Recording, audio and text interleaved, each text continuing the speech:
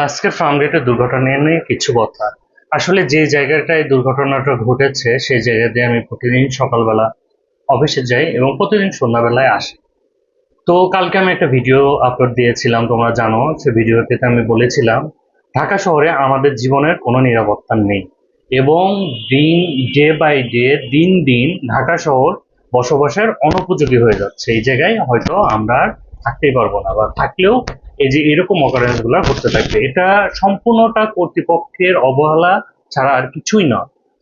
এইটা এই যে এটা একটা ফার্মগেটের মতো একটা জায়গা, যে জায়গায় সবসময় তদারকির মধ্যে থাকা উচিত প্রশাসনের, বা যে দায়িত্বে আছে, যে মেট্রো তত্ত্বাবধান করতেছে তাদের সবসময় পুঙ্খানুপুঙ্খ ভাবে পর্যবেক্ষণ করা উচিত ছিল। কারণ এই জায়গাটায় হাজার হাজার মানুষ প্রতিদিন যাতায়াত করতেছে, হাজার হাজার মানুষ জীবন জীবিকার তাগিদে সকালবেলা যাচ্ছে, বিকালবেলা আসতেছে, বা সবসময় চলাফেরা করতেছে। তো এই জায়গার জিনিসগুলো যেগুলো উপরে আছে সেগুলো অবশ্যই পুঙ্খানুপুঙ্খ ভাবে দায়িত্ব করা, দেখার বা মনিটরিং করা উচিত ছিল।